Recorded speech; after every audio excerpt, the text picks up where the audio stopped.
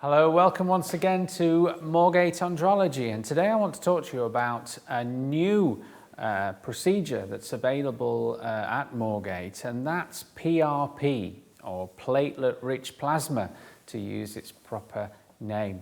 Now, PRP is nothing new. It's been around a long time. It's used extensively in lots of areas of medicine, actually.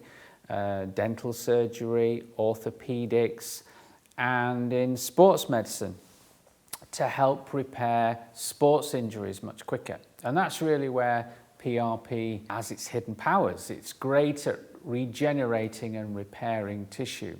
PRP has been used in urology also, and particularly in improving things such as improving erections, for stronger, firmer erections. And it can do that by improving blood flow, improving the circulation of the blood in the penis. So stronger, firmer erections, increased sexual stamina, increased sexual sensations. So all these things are possible with platelet-rich plasma treatment.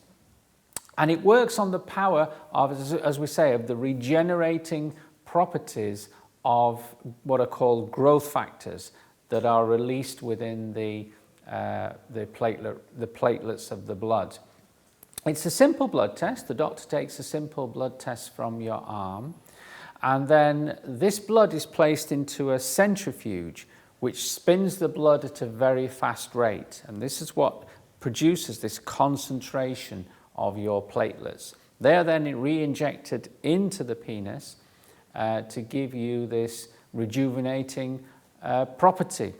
Improvements are generally seen over a period of around 3 months. So it's not an overnight treatment. This is not like injecting hyaluronic acid into your penis. Improvements occur gradually over a period of time.